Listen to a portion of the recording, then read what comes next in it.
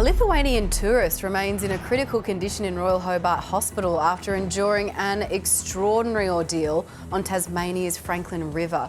Rescue workers were forced to amputate the 65-year-old's leg after he got stuck between rocks while on a kayaking trip. They worked for nearly 20 hours to free him before making the life-saving decision to cut off his leg. And Mitch Parkinson is an intensive care flight paramedic with Ambulance Tasmania and one of the heroes who was on the scene. He's with us now. Mitch, I know that this is your job, but this is next level challenging. What were you up against?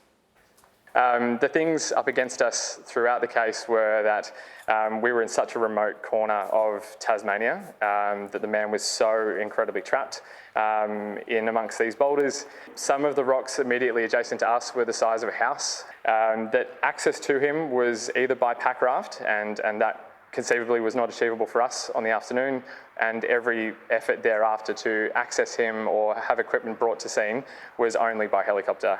Mitch, can you paint us a bit more of a picture of what you actually faced when you got to the scene? I mean, how had this Lithuanian man actually become trapped under the boulder? So my understanding is that he was making an assessment of the boulders and rock fields below where they had rafted up, and looking at how they would transition the rapids in the coming afternoon or in the next morning, and he simply slipped into the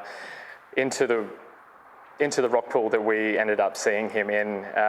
He ended up sitting in a triangular-shaped rock pool with many metres per second of water flow flowing over him, which then continued at the same rate all the way through the evening.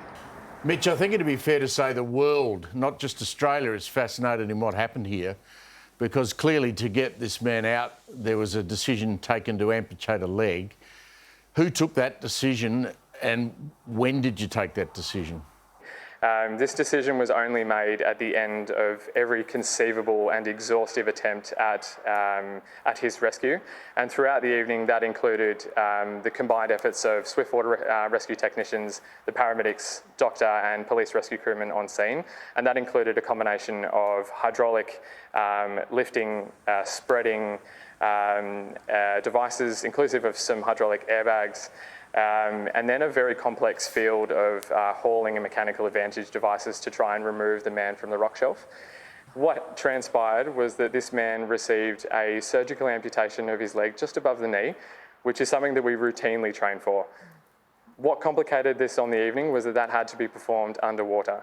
And so what happened was that this man received a surgical amputation of his leg above the knee, performed as we train by our specialist critical care doctor that we had available to us all night on that rock shelf.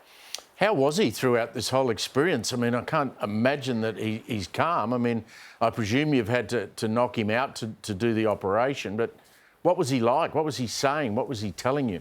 So in broken English and in a combination of hand signals and gestures, I would describe him as truly resilient and strong in a measure that I don't think I have seen previously. That man remains, semi-submerged in a torrent of water for near 20 hours, and he maintained an upbeat spirit throughout the evening. He was, cared for in parts by his friends who would come and offer him encouragement. We offered our part in describing all of the efforts that were being made to him as broken English and hand signals and via the Lithuanian translator. And I would describe him as probably the most incredible show of strength that I have seen. Well, Mitch, it was absolutely Herculean what you and your team did. Thank you so much for taking us through it.